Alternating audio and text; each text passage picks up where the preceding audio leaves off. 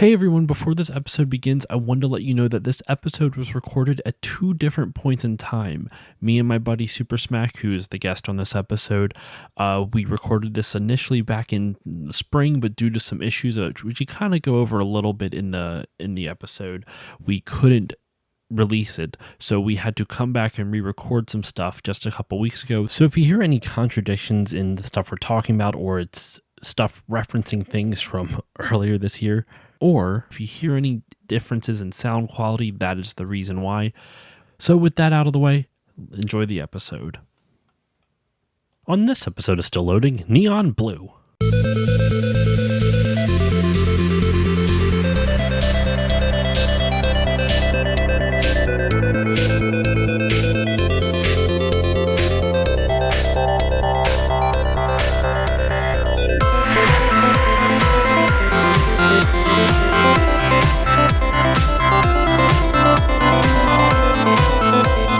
Hello everyone, and welcome to this new episode of the Still Loading Podcast. I'm your host, Josh Goble, and today on the show, we are trying something a little bit different. Today on the podcast, I have a returning guest, my friend Smacks, Super Smack. How are you doing today, sir? Hey, what's up? I'm doing good. It's good to be back on Still Loading. Thank you for coming back on. You were actually, like I think I said when I interviewed you back in November, you were one of the first music artists that ever reached out to me just to connect, not even to collaborate, just at the start. So yeah. I'm happy we're able to do this again. And today I've brought you back on for a unique experience. And first off, thank you so much for agreeing to do this, because what we are doing today, folks, is that we are going to we're going to do a music showcase of Smack's new album, Neon Blue, or EP, Neon excuse Blue, me. Let's go. So this is your follow-up to Neon Red, which came out, 2019, 2018? I forget. 2019. It was right before I went on my first tour. September 2019. And I loved Neon Red. I listened to it legit a lot. And so far, I have listened to all of this, and I plan on listening to it again because I love the samples that you took, or I love the video game inspirations that you kind of have for some of these. It's subtle, a lot of these, which I like. Mm-hmm. What would you say, before we get into the meat and potatoes and whatnot, the whole full course meal of this? Yeah. What would you say is the biggest difference creatively for you between Neon Blue and Neon Red? Ooh, that's a good question. So I'll take a step back real quick. So I've been making music as Super Smack since 2018, early 2019, and I am a hip hop and pop music artist, but I've been diversifying my sound more and more over the years. Mm-hmm. And video games are a huge influence on me. They're not my only influence. I have a lot of other influences in my music, but I grew up on video games. And a lot of other artists, you hear them, especially in their early works, they're always talking about their hometowns, right? Where they grew up, Jay-Z in Brooklyn, Kanye, Chicago, mm-hmm. right? Nas in Queens, all these artists who I really respect and love, right? For me, I grew up in kind of a sort of nondescript suburban neighborhood. Me too. Outside of Phoenix, Arizona. So when I think about the neighborhood I grew up in was my Super Nintendo. That's the world I grew up in. So those are some of my biggest influences. So when the Switch came out, that kind of just re-energized my interest in video games and video game music. And so I was inspired by the colors of the Joy-Con which were so bright and these vivid shades of red and blue. I'm big into colors and mm-hmm. colors and music kind of associate, colors and sound. And I immediately had this vision for a 2-part album, or a double EP that would come together and become this album. And I thought, I personally think of myself as I have kind of different modes, different moods. Some mm-hmm. people are really extroverted all the time. Some people are really introverted all the time. For me, I'm a bit of both. So I thought it would be cool to take those and kind of split those into a double EP. So Neon Red is this is my bright sunny day, driving down to the beach with your windows down, wind blowing in your hair, like blasting some tunes, like talking with your buds. Like that's Neon Red. It's like a party, upbeat, high energy experience. Yeah, yeah. Neon Blue is different. Neon Blue explores kind of like my more introverted side. For me, introverted doesn't necessarily mean quiet, because my mind is like thinking stuff all the time. Like I've always been like a daydreamer as a kid. Like I have trouble like focusing in class because I'm always like thinking about probably video games or like video games I would want video games I wanted to make or something like that, you know. Like and I think a lot of video game fans are kind of like that. Actually, you have like really active imaginations, right? Yeah, yeah. So that was Neon Blue. I wanted to explore like all the stuff that I just daydream about, you know, all the different like crazy worlds.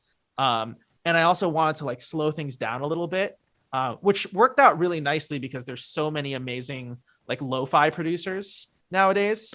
Lo-fi is really big, especially in the video game remix scene. It's blowing up. It's crazy. And it's great. A lot of the music is really great. And so I've been able to connect with a couple of really cool producers there and work with them on this EP. So you know, some people would call the EP like a lo-fi hip hop EP, which I wouldn't argue with. I think some of the stuff kind of trends between like lo-fi hip hop to like R&B to like indie pop.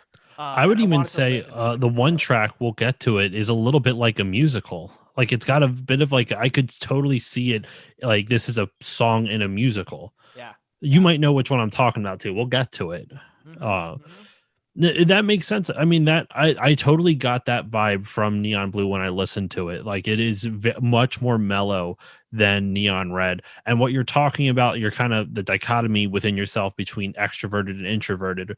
A lot of times being extroverted or introverted, excuse me, is just where you get your energy from, right? So introverts generally get their energy. You can be an extroverted introvert. I kind of classify myself as that, where I don't get my energy from large groups. So like introverted people get your energy from being by yourself or being with people that you're very close to and intimate, not like romantically intimate, but like in intimate situations and conversations, or you just like hanging out with your best friend or hanging out with your partner or you know, what have you, or just by yourself. And by yourself, there's a this is a completely weird tangent.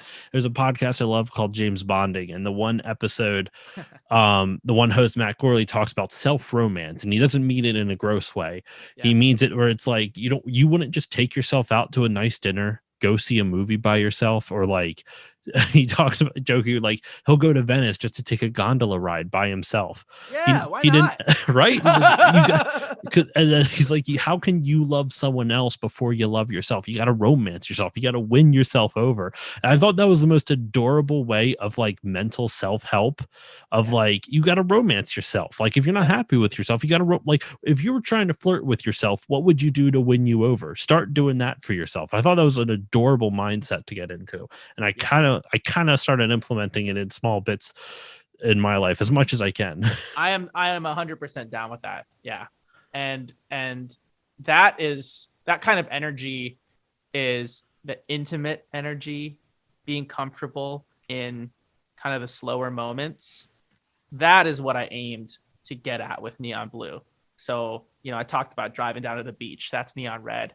But like Neon Blue is like, you're driving home at night, you know, maybe the roads are quiet, there's no traffic, the stars are out, you know, or you're taking a walk in like it's sunrise and you're taking a walk, or you're like at home and you're studying, you know, some study beats going, or like you want to do some creative free writing and just like journaling, or you're just like doing some, I don't know, cleaning around the house or so, or it's a pandemic and you can't go anywhere. Like that's and you just need something to relax. Yeah. I literally, when you described it as like driving down a highway at night, you know, like 2 a.m. or something like that. Yep. And all you hear is the sound of the tires on the road, no other cars on. Oh my gosh. I almost fell asleep in a good way. Yeah. Like it was just so relaxing. You're right though. But yeah, so like Neon Blue, man, I was really excited when you told me you were going to work on it. I think you talked about it back when we first chatted on the first time you were on, back in November or October or whatever. Yeah. I've been working on this project for a long time. So I'm glad to see that it's finally out. This is coming out We are recording this before release, but it's coming out a couple days after the release of Neon Blue, which was released on April 13th. So, yeah, everyone who's listening to this, if you like what you hear, and I think you will, if you like what you hear, go check out Neon Blue. And where can everyone find it? I know we'll repeat the plugs at the end, but just to kind of get it right off the bat. Yeah. So Neon Blue is going to be available streaming on every platform where you can possibly listen to music. So if you're a Spotify person, it's going to be on Spotify. Just search for Super Smack. That's me. And you'll find me. Give me a follow and you'll be able to see all my music, including Neon Blue right there at the top. YouTube, Apple Music, Bandcamp for people who like to buy music. It's going to be on every platform. Another good way to just like stay in touch with me, the social platform that I'm most active on is Instagram. Also Facebook, those two. I don't do Twitter or Twitch or any others. Honestly, you're better off with not being on Twitter sometimes. Like what we were talking about off mic. Yeah. So you can connect with me at Super Smack Raps on Instagram or Facebook, and I have all my music links up there too. So whichever way you want to find me, those are all good ways.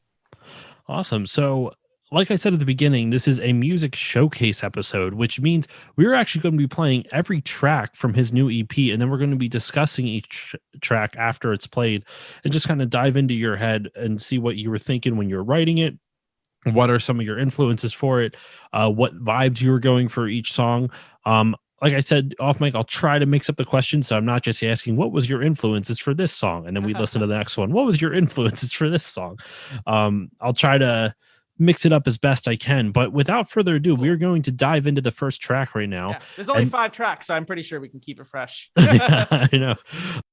All right, so let's dive into this first track here. The first track for Neon Blue is The Summoner. And without further ado, let's dive in. The Summoner.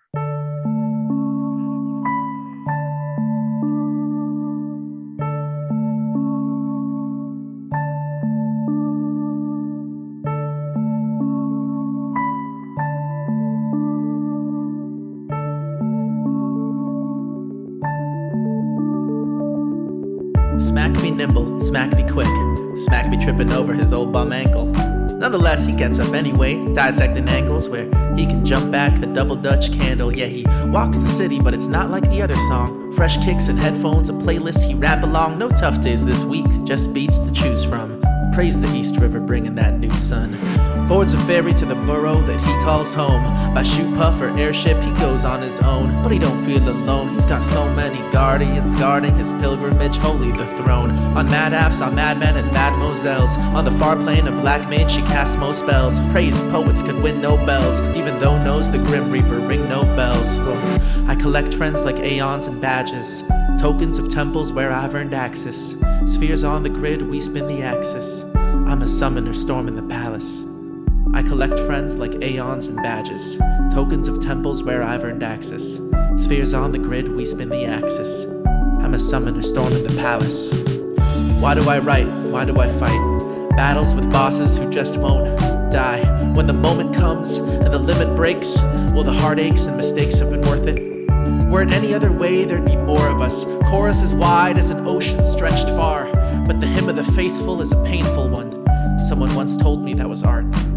See, I'm an island kid of the island kin, not Besaid, but one just like it. And my ancestors sailed seas on a breeze the gods gave him, and God saved him. God said, let there be heaven. Don't call it Yevon, call it the ones who journey with you. They call it your party because you can cry on them if you want to. You can rely on them because you got to. You can die with them, call the phoenix down and rise back too. Someone's gotta be in sin for good. Someone's gotta let them be in sin for good. Someone's gotta be good. So we summon the good, we summon the good. Someone's gotta be in sin for good. Someone's gotta let the beat sing for good. Someone's gotta be good. So we summon the good, we summon the good. I collect friends like aeons and badges, tokens of temples where I've earned access. Spheres on the grid, we spin the axis. I'm a summoner storming the palace. I collect friends like aeons and badges, tokens of temples where I've earned access. Spheres on the grid, we spin the axis. I'm a summoner storming the palace. So that was The Summoner by Super Smack. Let me tell you, man, like this song is fantastic. I love the Final Fantasy X vibes on this. Like it's I sampling appreciate it. Besaid, right? Besaid, yeah, yeah. It's one of like the deeper cut songs from that. But anyone who is a fan of Final Fantasy, especially Final Fantasy X, and when they hear the sample, it's like people tell like I performed this song live, even though this is the first time it's being released in any sort of recorded form. I've performed this song live a couple of times. It's just like an early preview, Mhm. and there have been people in the audience who just like have told me that they feel like immediately transported to like this island, fantastical island of like Besaid and just like those vibes. I remember when I first had you on the podcast last year, you talked about Final 10 being one of your favorites because it's one of the only Final Fantasies, even though it's from a Japanese developer, it's one of the only Final Fantasies to be set in an Asian specific region or like Asian influenced region. Yeah, specifically Southeast Asian. So like there have been elements of other Final Fantasy stories that are inspired by obviously European fantasy lore, as well as some Final Fantasy stories that are also, influenced by Japanese mythology and Japanese lore. That's more of like the East Asian.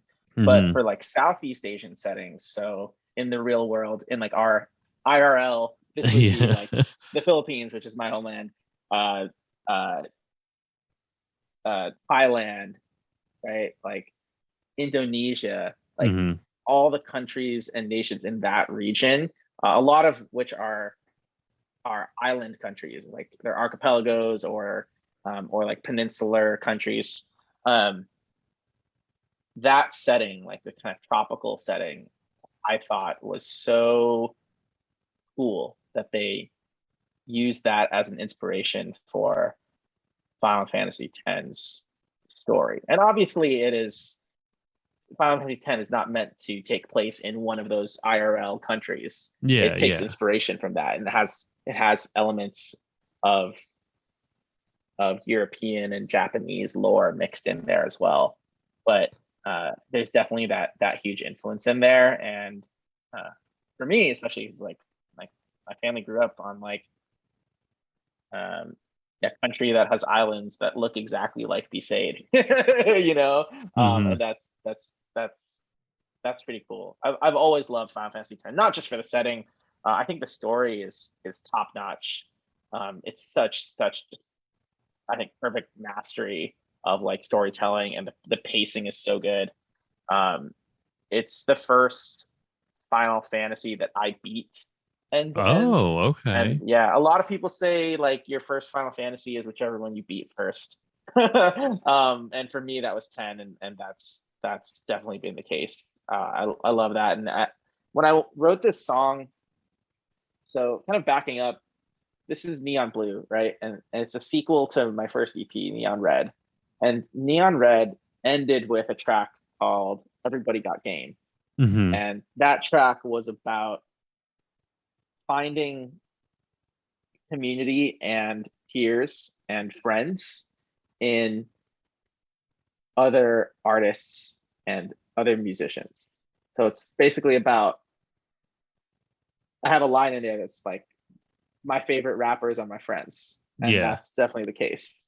And I thought it would be really interesting to start off Neon Blue with a song that, in terms of tone, couldn't sound any more different from Everybody Got Game. Because Everybody Got Game is this like hype party track. Like when I perform it Yeah, live, yeah. people are like pumping their fists in the air, and it's like a crazy time. And I'm going crazy on stage. And then the Summoner is so chill, but the theme and the message, there's like a very clear through line between the songs, because the Summoner is about companionship. Mhm. I always love JRPG stories because one of my favorite things about JRPGs is like assembling your party, right? Like by the end of the game, your party is like, that's like this like ride or die group of characters that's It's like the facing Fast and down Furious all odds. universe of that game. Right, right. And it's like you have like your squad, right? And everyone has Exactly, their yeah. powers, but like everybody knows how to work together, especially by the end of the game, right? And I always really liked that because in real life, I don't know, I always like being part of a team. Obviously, Super Smack is I am a solo artist, but in my work, I work with producers, I work with sound engineers, I work with choreographers, directors for my music videos. Like there's like my vocal collaborators. There's so many people who I work with. And then there's also all of the people who support my music, whether it's other artists or other fans, my friends and family. I feel very connected to other people. And so I always love that part about JRPGs where it's like a team of like the good guys, like going up against all odds. Yeah, yeah. And I think there's this connection from everybody at game directly to the summoner that I hope like people will catch when they're listening to Neon Red and Neon Blue. That's I mean, it's right in that one lyric where your friends are a party that you can cry at. Like I know you're yeah. making Uh-huh. a play on, it's my party and I'll cry if I want to, but you're literally saying your friends are your party. Once again, referencing the RPG party, the party of characters that you're going through the game with, but then also literally kind of it's like a multi-layer reference at this at one point. Your RPG party, it's your party. You can cry if you want to. Your friends are that party that you're crying at. Yeah, and you can, yeah, that's true. it's like all laying on top of each other. Was that actually intentional, or did I just like unlock something? yeah, I think you got it. There's definitely a lot of that intention in there. Definitely some of those references and the layers.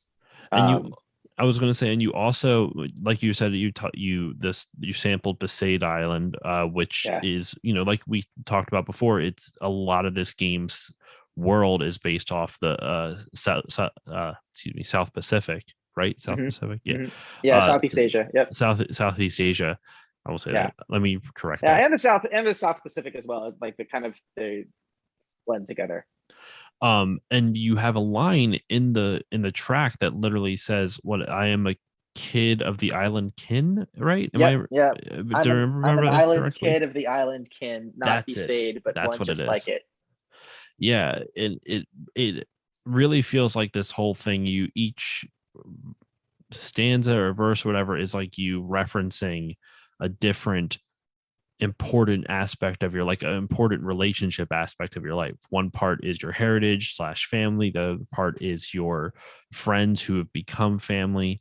And the whole song kind of Someone's Got to Beat Sin for Good is almost basically just conquering life, I guess. I don't know, am I reading that? Like it's like you taking your family and friends on this journey so that way you can all conquer life together.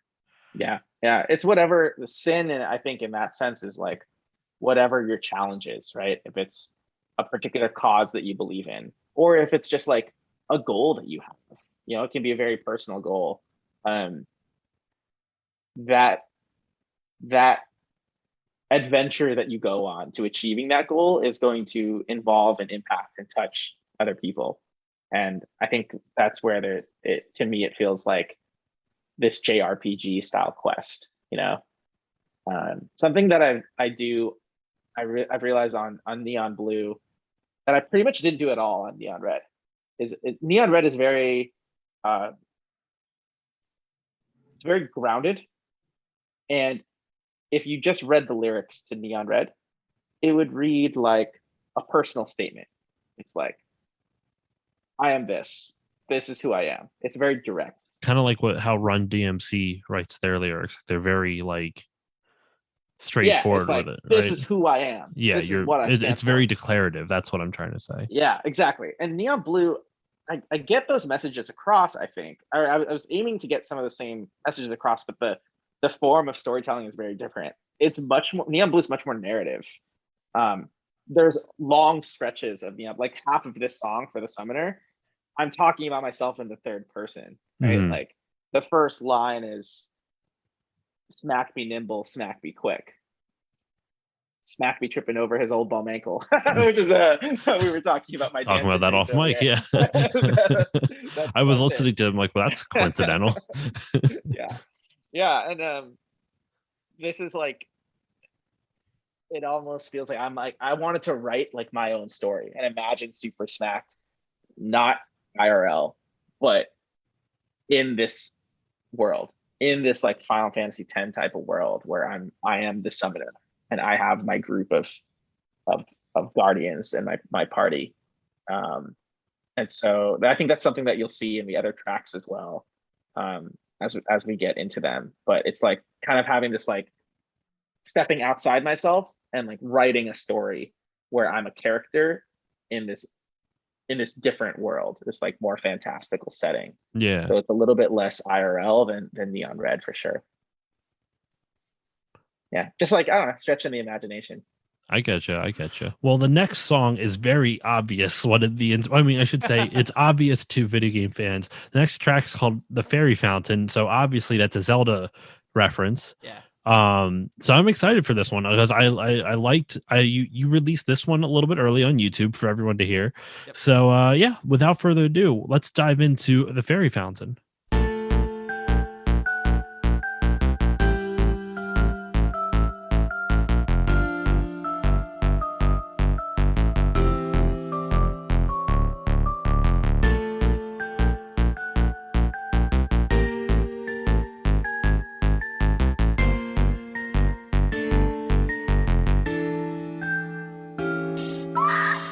Playground, a shrimp kid is running through it. Looks round, the bullies behind him, they pursue him. Out of breath, out of places to hide. His one friend homesick, nobody on his side. Wanna face them all down, but ain't big enough. He's a reader and a dreamer, he ain't that kind of tough. Just keeps on running till they give up tired. Now alone with the tears welling in his eyes. Hold up, get his eyes up, sees a glow in the distance. It beckons, the school bell's ringing, but the kid doesn't listen. He's stepping to the source of the light, what a sight. There's a cave at the foot of this mountain. Breathes deep, walks in, and lo behold a fountain. Fairies floating like butterflies. A harp plays a familiar reprise. And from the water a goddess arise. She starts speaking, she laughs at him. She said, lay your wounds into my fountain. I will heal them. It'll be okay. You have strength and you have courage. Take this wisdom with you. Autumn night, a man walks the cold city. Change of plans, his friend's party, he left it early. Couldn't risk the company of those whom he care about. If he doesn't keep them out, they're gonna worry. Truth is he ain't been feeling right, and feeling like himself since the one that he really liked left him on the shelf. It's been hell, it's been hell. He needs help, but he won't tell. Just then in the distance a soft light that's so familiar. Over there on the roof of the high rise, a glowing pillar. He sneaks to the lobby elevator to the top and he hopes what awaits. By some grace, please let this be that magic place. Fairies floating like butterflies. A harp plays a familiar reprise. And from the water a goddess arise. She said, it's good to see you again, kid. Lay your wounds into my fountain. I will heal them. It'll be okay. You have strength and you have courage. Take this wisdom with you. Tough days, I'm there to hear again. I pray one day I'll heal again. Got faith, one day I'll feel again. Till then we keep rolling. Tough days, I'm meant to hear again. I pray one day I'll heal again. Got faith, one day I'll feel again. Till then we keep rolling. That was "The Fairy Fountain" by Super Smack featuring Smooth for Life. So this track, what stood out to me is what kind of like what you were talking about at the beginning of the episode about how a lot of this was talking about like daydreaming, and a lot of it was using a kid's imagination, like video, like you were saying, video games spark imagination for kids a lot of times. And the opening part of this is talking about a kid at school who discovers a fairy fountain. Yeah. Is that, and am I correct with that, or am I putting thoughts into your head here? You got it. You got it. All right. Yeah. So is it kind of like, maybe I'm reading more into this, but it seemed like the fairy fountain was I'm assuming this kid is you. I would assume. Yeah. And was the fairy fountain Good, your same respite? assumption. Was the fairy fountain your respite from bullying? That's right. Got it. Oh my god, I feel like a genius. No. Yeah. So- you're 2 for 2, man. So what kind of like are there any specific memories? If that's too personal, by all means, you don't have to go No. into it, but it seems like a lot of this comes from a very, like, the first one, like you said, it's about you moving away from New York. So this one very much feels like you trying to survive in like junior high or elementary school or middle school or something. Yeah, this is very much like an elementary school kind of memory. And it was one of those memories that like I kind of forgot about. I did get bullied a lot as a kid, and that's something that I didn't really talk about growing up. Because I was like, okay, well, I'm not getting bullied anymore, and I'm like, I feel a lot more, life is good now. I feel a lot more confident about stuff. So it's not a memory that I like constantly was thinking about. But sometime when I heard this beat from Smooth for Life, who's another amazing artist, they have their own work on available on Spotify and YouTube and everywhere, great video game remixes. I had this like flashback moment. I've heard the phrase the Ratatouille flashback. Have you heard Yeah. that? Like in Ratatouille, when they like take a bite out of something and they like have this like flashback moment. Yeah. Like, Okay. a memory that they forgot about. Took a bite out of this beat, and that's what you had. That's the flashback you had. Exactly. Okay. I had this flashback, and I was like, oh shit, like I got bullied as a kid. And that was hard, and that was like a rough time. This was like early elementary school, like first and second grade and stuff. And I remember how, looking back on it now, I can see how important like video games and like fantasy sci-fi stories were in order to like have an escape from that like harsh kind of like reality at school. Mm-hmm. And I thought about Zelda and Ocarina of Time and Link, and particularly these fairy fountains that he finds, and like the fact that, what do the fairies do? They heal you. They give you powers. They like reaffirm that you are on the right track and you are on the right journey. And I just thought, like, man, that's like a cool kind of like narrative that I have in my head about this kid who's getting bullied, but like, just like Link does when he's just like wandering around Death Mountain or whatever, like stumbles into this like magical place, and receives, like, he just like hears exactly what he needs to hear from and from these like magical beings who like, yeah, tell him and give him what he needs in that moment. And that's kind of the starting point for the song. I feel like that's a universal thing among kids of like, hopefully not bullying, because obviously, I mean, it happens to a lot of kids. Happened to me, but it was like the idea though that of kind of falling into another world of like you kind of stumble upon this crazy magical place. So like the idea of you discovering a fairy fountain, that like was super, I can't think of another word to describe it, but like whimsical, but it kind of in a melancholic way, because it was a way to escape being bullied. Yeah. But like I think of like when I was a kid, one of the books that really resonated with me was the Chronicles of Narnia, like The Lion, the Witch, and the Wardrobe. Absolutely. The biggest thing that captured my imagination is like you just open this wardrobe and all of a sudden there's a woods, like this whole other land with like witches and wizards and fawns and talking lions and stuff like that. Like it blew my, I read that in like third grade, I think. It blew like my third grade mind when I read that book. And so it kind of reminds me of that thing. I feel like kids really love, especially maybe bullied kids, right? Like they're just like a world that is parallel to your own, but something that you can escape into when you need to. Yeah. And I think that's something that's so cool about sci-fi, fantasy, fiction, video games. I think that's, I don't know, that's just something that's always been really, really powerful for me. And it's not something that goes away even when you get older, really. Like some of it melts away, but like other parts of it just kind of morph into new things. Like verse 2 on this track is like the kid's grown up and he's going through like heartbreak and kind of this like depressing time, and he finds the fairy fountain again. And I think that was like, I just really wanted to write, when I was thinking about where to go after verse 1, I was like, what do I do next? And I was like, oh, well, Ocarina of Time, like Young Link pulls and out Adult the Link. Master Sword and he becomes Adult Link, and the world's even worse. Dude, that's you know what's eerie though? He pulls out that sword, and then all of a sudden there's like zombies everywhere, and it's eerily similar to the virus we got going on right now, right? Totally, COVID, right? totally. Oh my goodness. But you know, he dealt with it. So he did. So let me ask you this real quick. Just thinking about that, like, are there any scenes in games, just the way you kind of described it, how like the fairy fountain is your respite from the chaos of the world?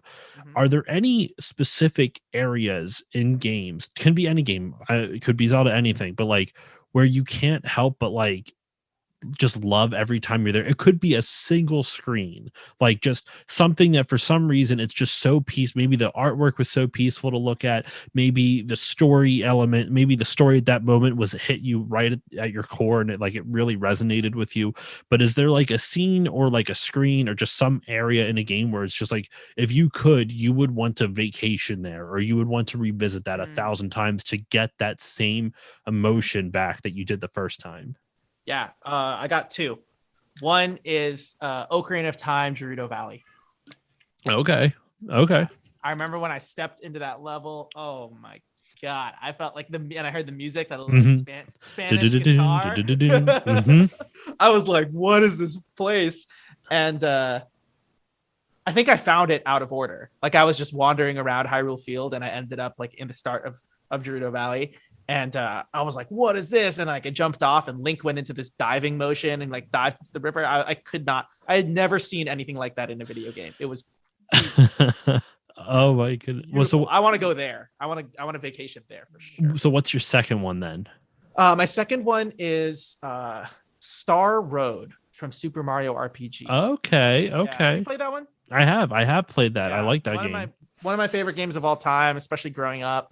And there's a level where they go to this like blue mountain, and there's these glowing stars, and you can like listen to people's, like it's like the idea was like when people wish upon a star, the wishes go to Star Mountain. And so you can go up to these like stars, and like you hear this, you listen to this wish that's like, I wish I could be strong like my brother Mario. Yeah. Like, oh, that's Luigi. Luigi's wishing. Blows your little kid mind. Yeah. That I love. Isn't it great as an adult where you go back and you think on those moments, you're like, wow, that was actually super inventive and deep for a kid's game. Yeah. Like the idea of a mountain where everyone's prayers and dreams go to, like that's wild. When you wish upon a star, where they all go to. I love it when artists and like storytellers are able to reconceptualize something that like it's a common day occurrence, like wishing upon a star, or like some type of whimsical thing that people do, and find some really fun, interesting story way of describing it.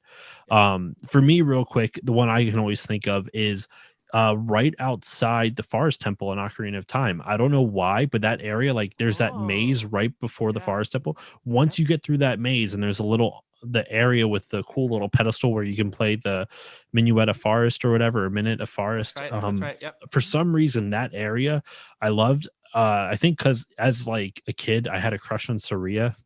Oh yeah. I don't know why I did though. Yeah. I mean, if you were a kid, you know, you were either, if you were a boy or whatever, if you like girls growing up as a kid, you were either a Zelda fan, or you were a Saria fan, or like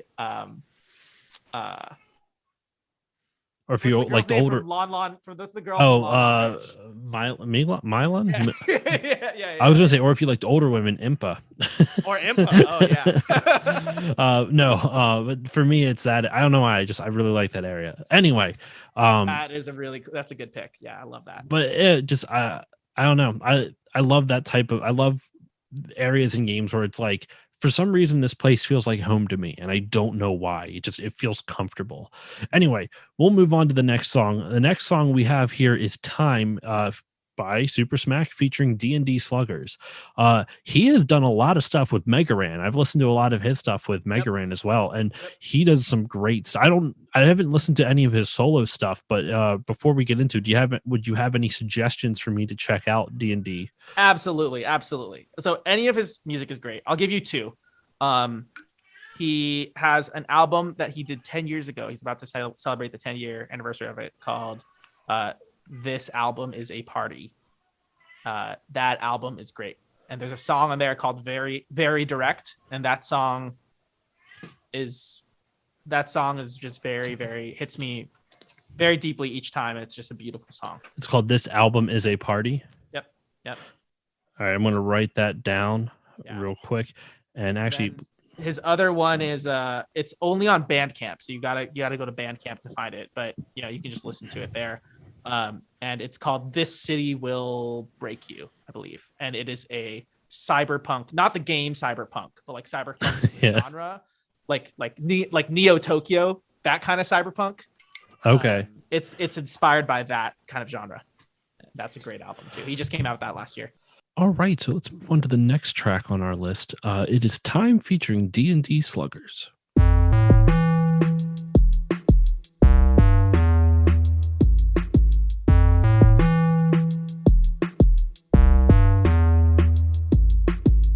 Drawers opening for the first time in 12 years. I take a look inside. Found an album that you left for me. You had a knack for scrapbooks that silly I didn't quite appreciate at the time. These things you made were sweet. A ticket stub to the Battle of the Bands, a corsage from a last school dance. Words you wrote cause you couldn't say. The carpet we were lying on, the burnt CD kept playing on, till we went our separate ways. And time passes on. Time passes on. Time passes on. Time passes on. Grandma held me in close, sang to me in the language of her home. Ang maliit, maliit. Thanks, Lola. So it goes. Grandma held me in close, sang to me in the language of her home. Ang batang maliit. So it goes. And time passes on. Time passes on. Time passes on. Time passes on.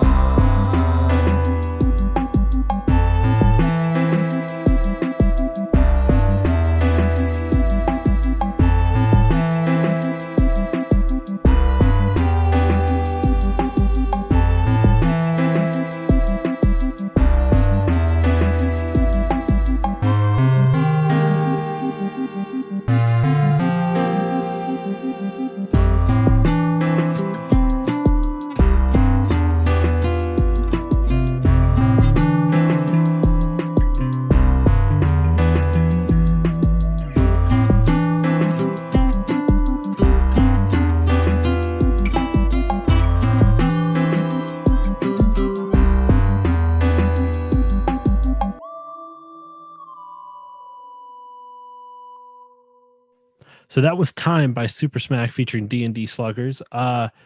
Before I go into my thoughts on it, the thing I want to ask you about is I noticed there's like two separate stories between the two verses. Mhm. The first one seemed like a story about a lost love, and the second one was about like your grandmother and childhood memories. Mhm. So, could you talk a little bit about both of those? And was I correct with that? Yes. All Yeah, right. yeah. You're on it today. Well, I mean, I shouldn't take a lot of credit for that one. It was very clear, like what was going on. Yeah. Oh, I appreciate that. Well, that's good to know. It's a different songwriting style actually that I'm playing around with on this one. So I said that like I wanted to experiment with a different vibe. That also meant a couple things. One was that Neon Red was really wordy in a good way. Like I did a lot of complex wordplay, a lot of fast raps. Mhm. I haven't counted it, but if you took a word count of Neon Red, it'd be pretty high. And I wanted Neon Blue to be the opposite. I wanted to get better at like saying more with less. And I think this song is where I tried to do that the most, where I'm just like, let me be really careful with the words so that I don't need to use a lot of words to convey a lot of feeling. As the opposite of me, I always use too many words to convey everything. Yeah, me too. That's why I wanted to practice on this song. It's a good song, man. I really liked it. I this one specifically, it reminds me. There's a saying, and I learned this from a different band. I think I might have mentioned to you them before. The Midnight. They kind of do they're like a synthwave type of pop band. You might actually really like them. On their Bandcamp, in their description it says there's a Japanese term, mano no aware, and it basically means the sad beauty of seeing time pass, the aching awareness of impermanence. Whoa. Right? Whoa. And I feel like that describes the vibe of this song so well, where it's like you're kind of looking back fondly on some of these, but there's still a little bit of melancholy because it's like, Yep. Specifically, the one that hit me was the part where you're talking about where you're singing about your grandmother, and I'm sorry, I feel bad for asking this, but what language were you singing in there? That's a great question. That language is Tagalog. It's also called Filipino for short, but it's the national language of the Philippines. Okay. Yeah, my Now- family's Filipino American, and it was a goal. It had always been a goal of mine. I was like, oh, I want to like rap in Tagalog one day, and I never imagined I would like be singing in Tagalog first. But that was a huge thing that made me happy about this song. And then especially right now, we're recording this in March, and kind of a lot of the zeitgeist is like the hate crimes against Asian Americans in this country has really kind of taken a spotlight in a way that is kind of long overdue. Mm-hmm.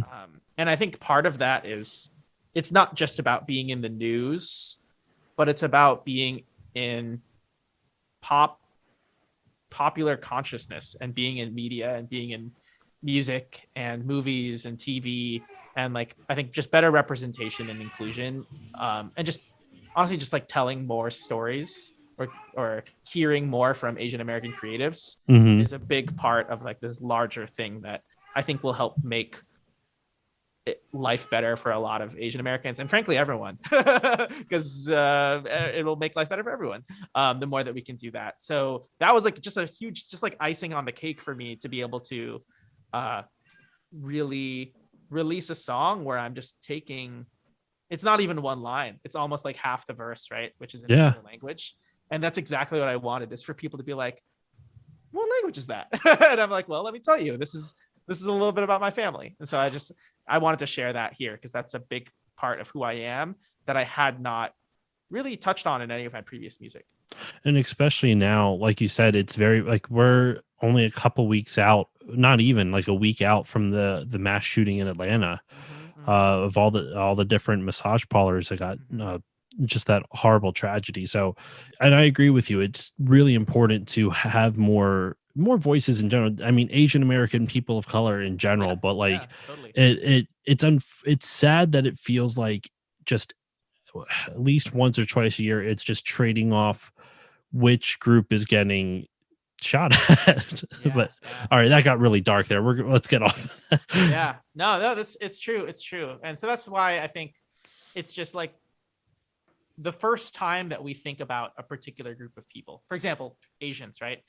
It would be nice if the first time that like It's like, oh, I haven't thought about Asians in a while until they get shot. Like that's a bummer. But like getting to put our stories in to art, like music, movies, video games, like that's like just a good way to just kind of remind people who we are and that we're people too, and that we just have these lives and we have grandmothers and they sing to us when we were babies, just like to kind of humanize us. And I think that that's something that art is really good at doing. Now, what are you actually singing in that verse? Yeah, so that is actually an old little like lullaby that my grandma would sing to me, and the literal translation is just like, "Oh, little baby, little baby." So, That's really sweet. Yeah, ang batang is the baby, and then maliit is small baby, and that's it. That's really cute. Yeah, that actually hit me really hard because last year my grandmother passed away, and so I'm sorry about that. everyone has to go through it at some point. It just sucks when it happens. So like listening to that, I was like, and that mono no aware term, like it really fit that whole mood of, and it kind of reminded me back to a little bit of Space or Fairy Fountain a little bit too, because it's that melancholic feel. And I really like this song, and I love how you incorporated the Zelda feel, like the Ocarina of Time like menu music, like that. And I like at the very end, there's a little bit of a medley going on. Like it was a little couple other, like Kakariko Village, I heard a little bit of. Different tracks from Ocarina of Time I heard, which I thought was really cool. It was a really good track, man. And it's I like that you sang in Filipino. I'm not going to try to butcher how it's properly called, because I know I'm not going to say it correctly. But I like that because it adds an interesting flavor to it that like you don't, like you were saying, we just don't hear that stuff at all. Thanks, man. I appreciate that. Yeah, that's my buddy D&D Sluggers at the end on guitar. That's this is one of the few tracks that I've done. I did another one. Choose also had acoustic instrumentation. This is one of the few tracks I've done that mixes in some acoustic instrumentation also. He's an amazing musician, also a great singer. Like you said, he's done stuff with Mega Ran. But I got to meet him. He opened for us on tour in North Carolina in Chapel Hill, fall 2019, and I heard him play, and I was just like, this is an incredible musician. And he turned out to be an awesome person and a good friend too. So I was like, I have to work with you. And I was like, can you make me a Ocarina of Time track? And he was like, you mean something like this? And I was like, exactly. It's legit. I like all the songs so far, but so far this one, and actually the next one we're going to talk about, I think are my two favorites. All right. So the next track is Love Like You, featuring Neku. So this track, actually, you know what? I'm going to save it until after we listen to it. So let's dive into Love Like You.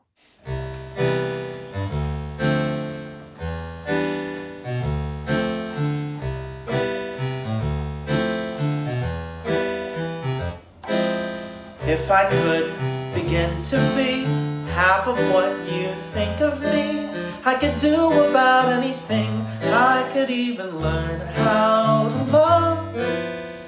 When I see the way you act, wondering when I'm coming back, I could do about anything. I could even learn how to love like you. Love like you.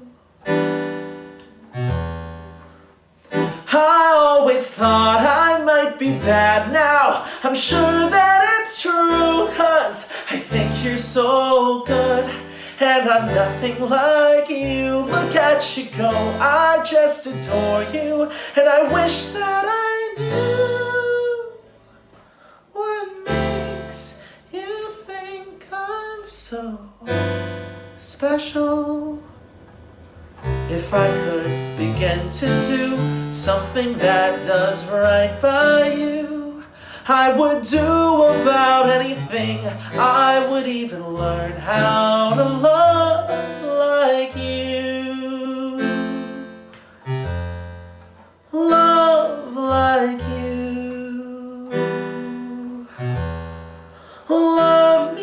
like you.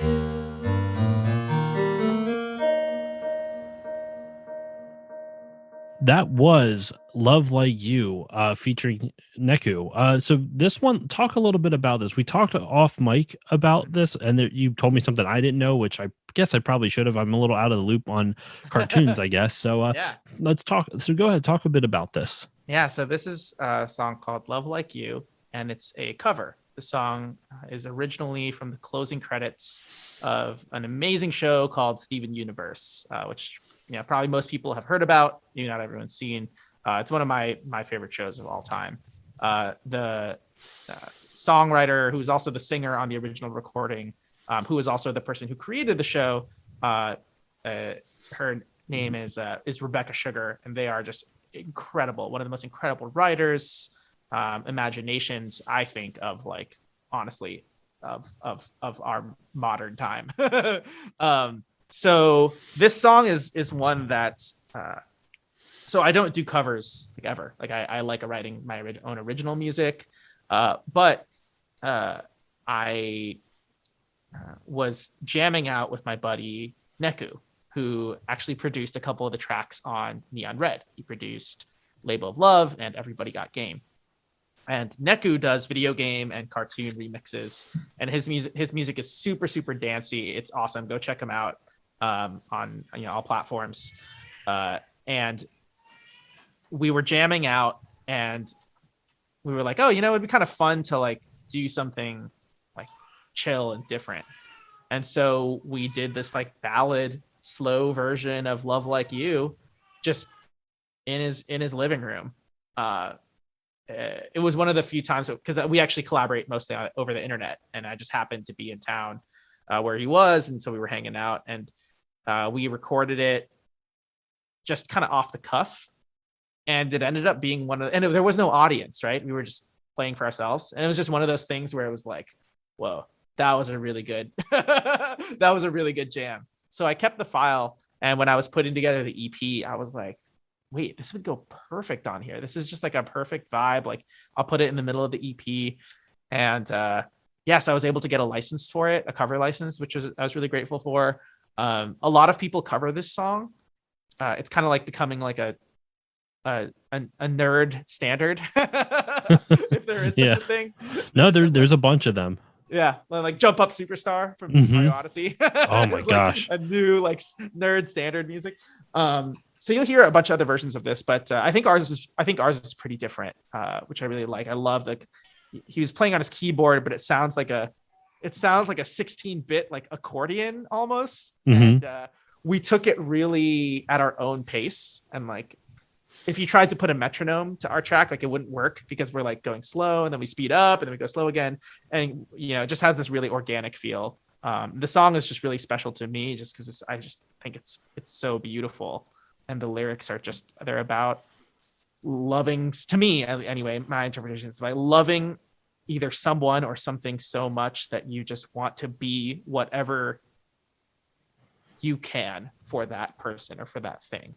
And I just thought that was a really, really, just a really poignant message that I was honored to get to cover on this EP.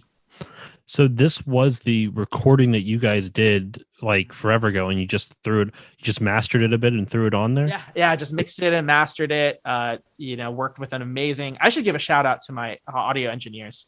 Bill Beats did the mixing and mastering on this one, and a couple of others. And then Douglas Wydick was my other sound engineer, who did an awesome job mixing and mastering Time, and then also the next one that you'll hear. Bill Beats did the other ones, but they're both amazing engineers. And Bill Beats took this like live recording and I was like, I want people to still be able to tell that it's a live recording, but like, can you make it sound good? And he did a great job. I love that it's a live recording. I remember when I first listened to it, so I asked you off mic, I'm like, was this meant to sound like it was like not done in a studio, and I didn't mean it in a shitty way. I just Yeah, meant like it still sounded good. It sounded, and I mean this as a compliment, it sounded like a YouTube video, like someone covering a song on YouTube. Mhm. It kept a homey, it gave it a homey kind of a vibe type of thing. I don't know how else to describe it, but I had never heard the song before. I've never watched Steven Universe. So when you told me that it was a cover, I was like, oh, that's interesting. So it's kind of cool to hear why you wanted to include it on this EP, and it fits the mood of the whole mood that you're going for, of this kind of more introspective EP than, like you said, like the Neon Red is very much like, look at me, I'm here, not in like a shitty, like selfish way, but just like, Mhm. you know, this is who I am, like, hello. It was a calling card. And then Neon Blue is like, this is who I am. Like this is more who I want you to know who I am type of thing. I like this. I like this cover a lot, man. Like and this is the song specifically that I got that musical theater Yeah, vibe to. yeah. I could hear it. I was like, this is like so close to being a show tune, Yeah. but it's not quite there yet. So, all right. Our final track for Neon Blue. That's it. Can you believe it? We're at the final track already. It is Space by Super Smack. Once again, like I say every single time, by Super Smack, featuring Anime Vivi, produced by Douglas Wittick.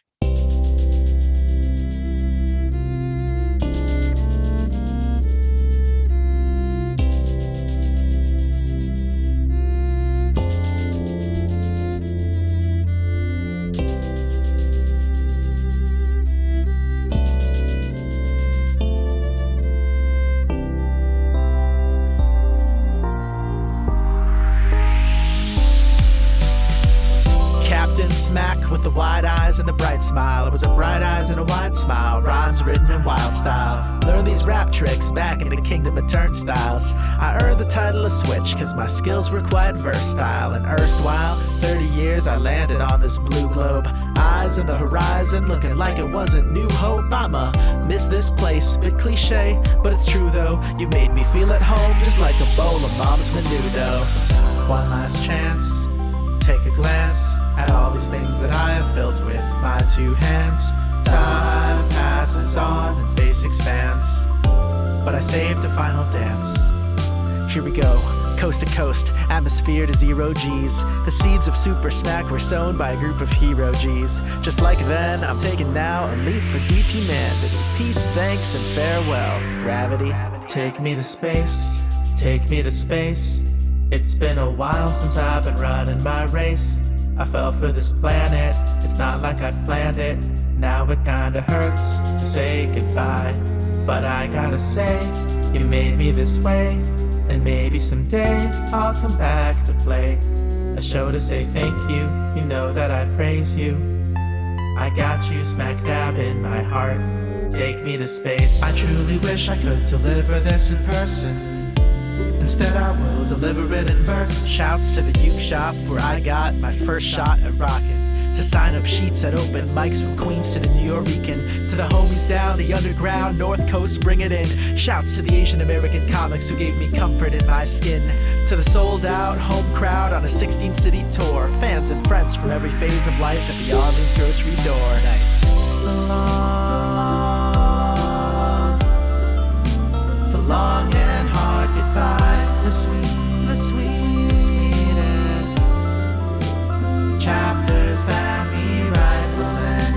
I'd like to send a signal out to all my friends, whichever planet you live in. I hope you keep on keeping. Take me to space, take me to space. It's been a while since I've been running my race. I fell for this planet, it's not like I planned it. Now it kinda hurts to say goodbye, but I gotta say, you made me this way. And maybe someday I'll come back to play a show to say thank you. You know that I praise you. I got you smack dab in my heart. Take me to space.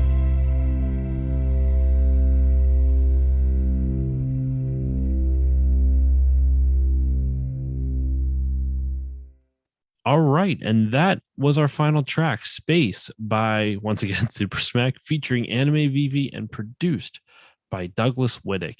So my first thing I wanted to lead off for this final track, man, is I love this song. Like I there's a story behind this that we were talking about off mic that I'm excited for you to tell the listeners about.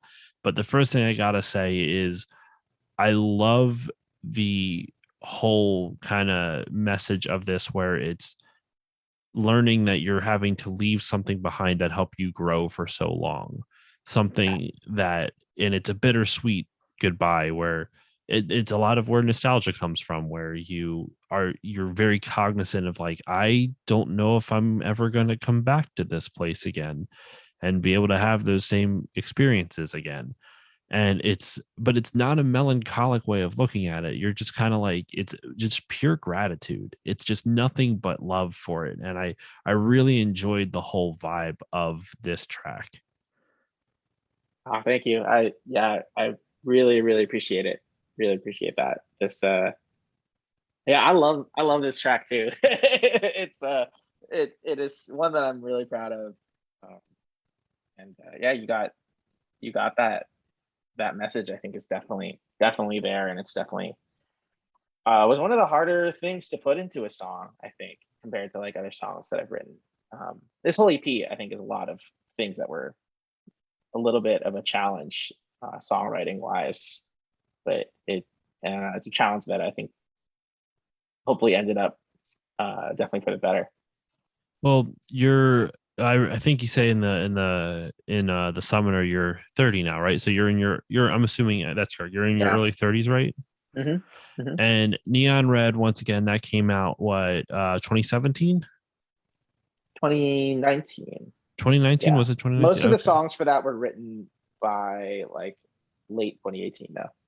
So like we're looking at like a 3-year time difference, and there's a big difference. This sounds fucking cliche, but it's really true. Like when your mid 20s to your early 30s, even though there's not a lot of years, there's a lot of like, not quite, midlife crisis is a strong term, but it's a lot more just realizing that like you're not a kid anymore. And it's a really weird realization. And I feel like Neon Blue, I mean, correct me if I'm wrong, obviously, if that's not what you're going for, but I feel like in Neon Blue, you poured a lot of that emotion of realizing you're growing up. Like, even though you're an adult, you've been an adult since you're 18, but like you're growing up now. And Neon Blue is kind of like that goodbye message to what Neon Red was. Neon Red was your crazy younger years, and then Neon Blue is like, well, now I'm having, like, it doesn't mean that life's over, and doesn't mean you're not going to have crazy times, and you can you can throw parties, but it's different now.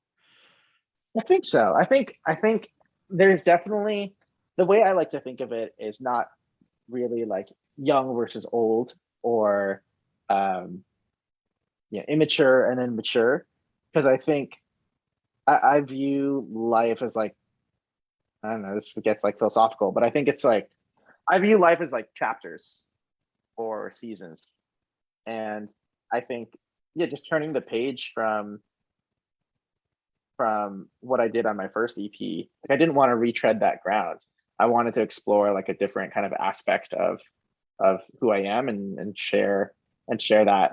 And I think Neon Blue definitely gave some cool opportunity to do that.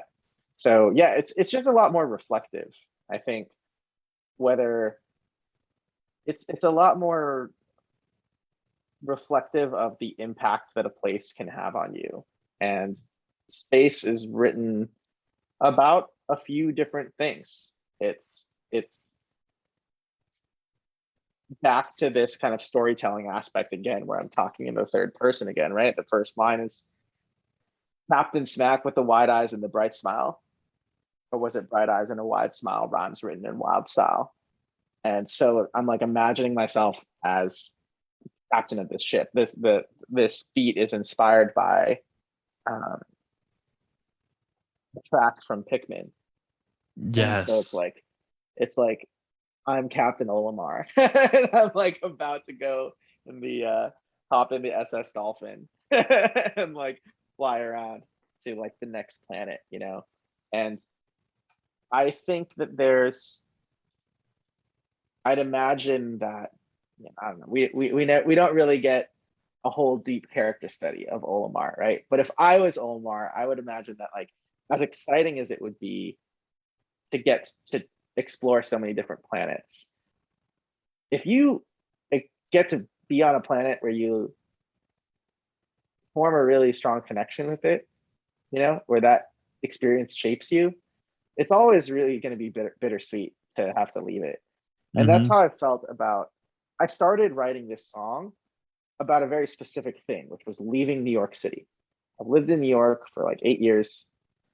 Last year I moved out, and this song was about that, but it became a lot broader.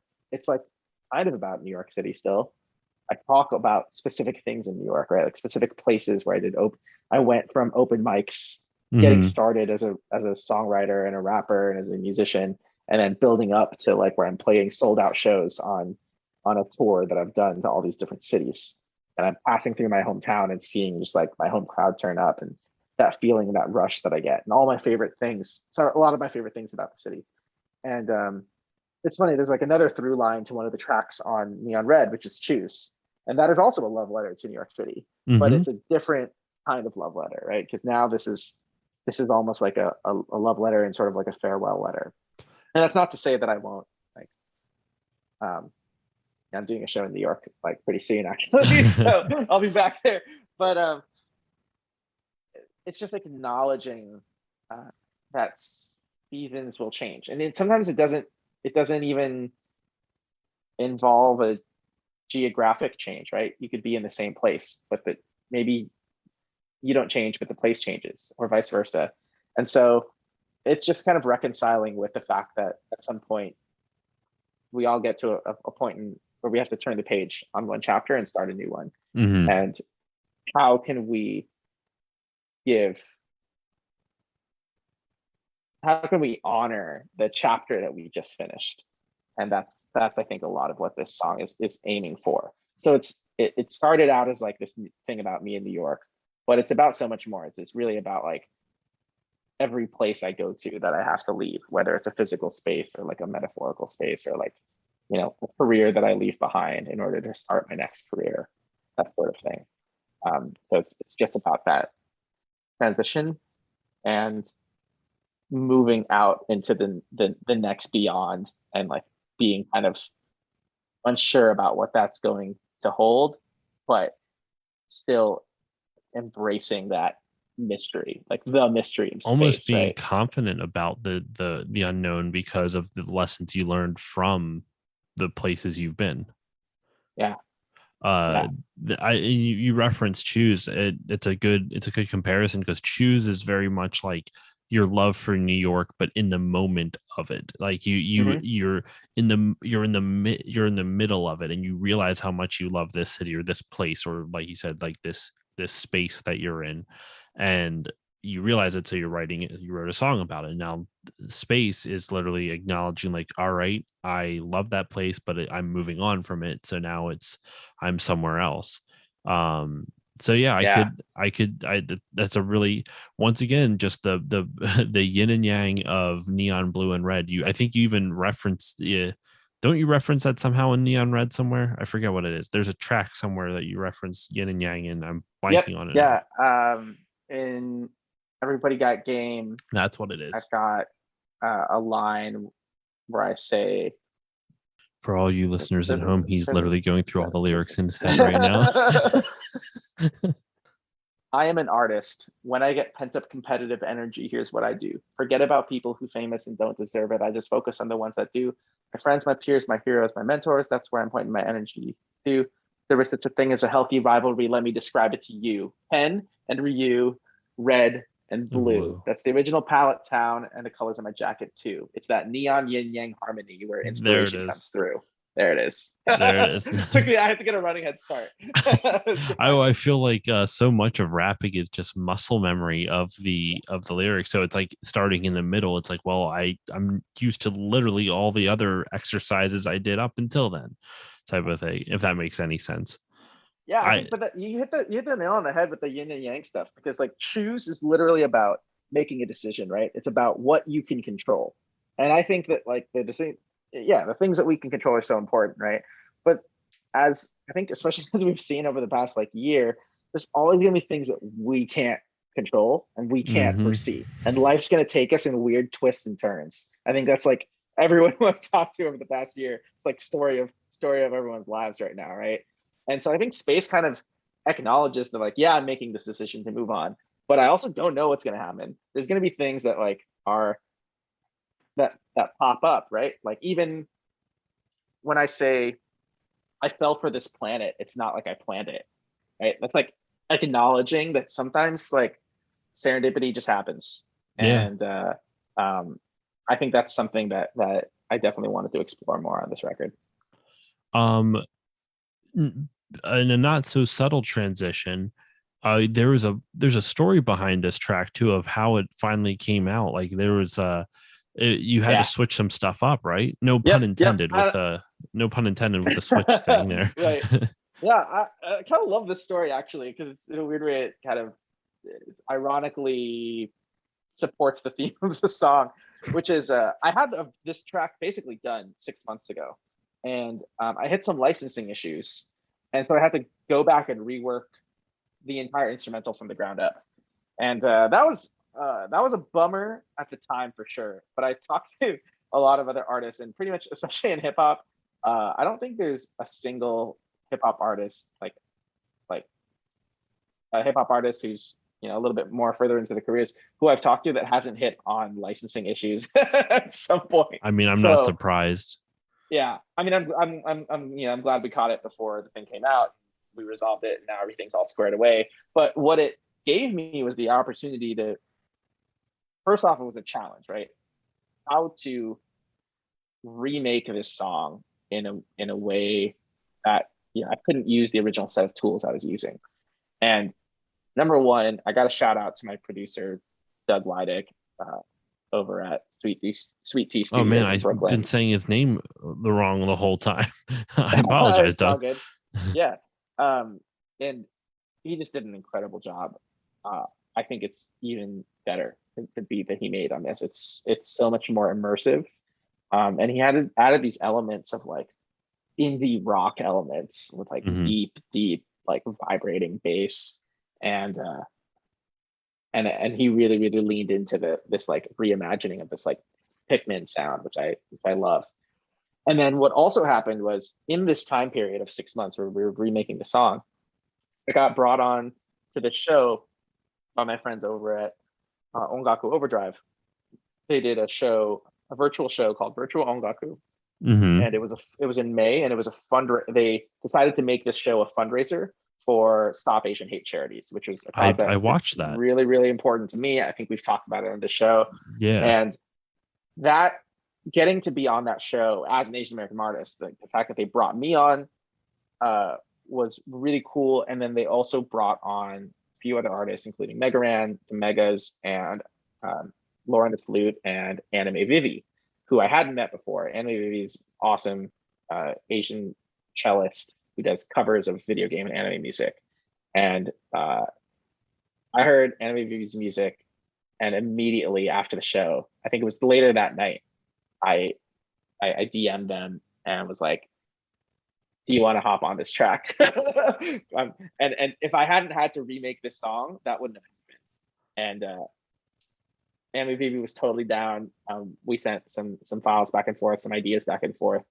And to get to have real live, let's like the opening of this track, when you hear the strings, that's like a human being playing the strings. And I love that. I think there's a few tracks on the Neon Blue that have live like human instrumentation, and you just get a different quality compared to the pure digital production. I like mixing both. And what ended up, I didn't even plan it this way, but what ended up happening with the song is the cello kind of becomes the sound of Earth, because it's being played by a human, right? So it's like you have this very organic sound, and then you have these like spacey video game beats, and that represents kind of what's outside, like in outer space, right? Yeah, so the song opens and you hear the cello, and then all of a sudden at the end of the intro, like whatever, 20 seconds into the song, you hear this like rising, like whoosh, and that's like the spaceship kind of taking off, and the cello goes away because now we're out in space. And then you hear the Oh, cello come back again during the first chorus when I'm talking about I fell for this planet. It's not like I planned it. Now it kind of hurts to say goodbye. Literally, as I'm saying the line, now it kind of hurts to say goodbye. That's when the cello comes back. And then it's there for the that's rest of the song. clever.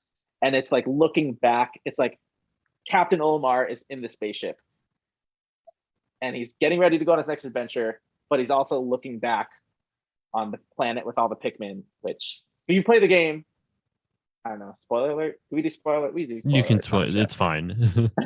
um, there's like strong hints that the Pikmin planet is actually like a post-apocalyptic version of Earth. There's like Oh, canned food. There's like canned yeah, like a yeah. Campbell's soup can like on the ground, right? So like Olimar is like flying off to his next adventure, but like you know that he had a formative experience on Earth.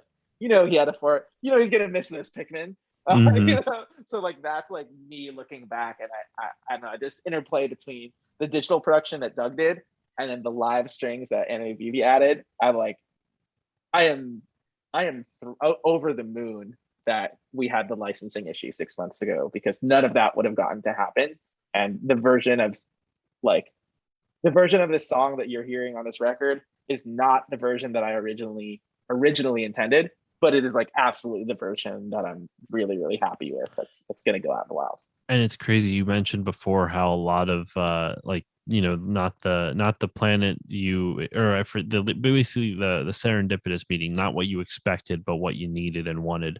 And it Yeah. is a this was literally the production of the song is a reflection of the lyrics just by pure happenstance, which falls once again into the theme of lyrics. Yeah, it's crazy. It's crazy. That's fantastic. I love this song, dude. Like I was telling you off mic, I'm probably going to be listening to Neon Blue for quite some time right now. I mentioned Yes. before I listened to a ton of Neon Red. Neon Blue is going to be on my playlist in between all my podcast listening. Of course, go support podcasters, friends. Do Uh, it. all right, so that's Neon Blue, everybody. That is the full EP. Smack, dude. Thank you so much again for letting me do this. This was so fun to Dude, get to thanks so talk much to for having you. me on. This is It great. it was so much fun. And for I guess a couple of things. Where can the people find you? And also, you just had a besides Neon Blue that just came out. Somewhat, about a monthish ago, now a little Yep. over a month and a half ago, I guess. Yep. You had a track with Megaran, the legend himself, Megaran. Yep. Yeah. So you can find all my music at Super Smack, on social media at Super Smack Raps. I'm most active on Facebook and Instagram, and then YouTube and Spotify as well. So definitely give me a follow on Spotify if you use Spotify, or YouTube. That's the main places where I release my music these days. Um, and feel free to connect with me. Send me a DM if you're finding out about me from the episode, and I love to connect with people and kind of hear about where they're discovering my music. The song that you were talking about, it was a collaboration that I got to do with Megaran, who's a friend of mine, also based here in Phoenix, and we did a track called BXG, Black X Gold, or Black and Gold, and it's about solidarity and kind of solidarity, mutual understanding, and just support and love across the Black American and Asian American communities, which is a message that is really important to Megaran and myself, as he's a Black artist, I'm an Asian American artist. It's something that is really important to us and something that we've talked about, and we realize, hey, it's like not really something that gets talked about in our branch of music very often. And so we decided to make a track about it. We released it, and it kind of popped off, actually. It's like I was a going lot to of say people have been you listening guys to have been it. getting a bunch of press with it, right? Yeah. Medium, Rolling Stone India. There's a blog in Japan that's doing a write up, like not just America, but internationally too. There's like That's interest in this awesome. track. So that's really cool. And I actually I just saw Megaran last week on his birthday, which was cool. We were talking about how excited we were that song came out. And yeah.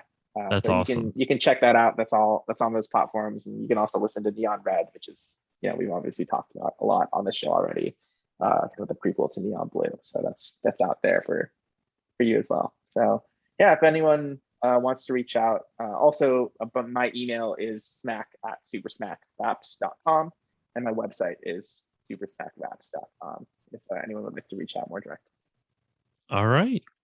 As usual, you can follow me on Facebook, Twitter, and Instagram at StillLoadingPod on all of them. You can email me, stillloadingcontact@gmail.com.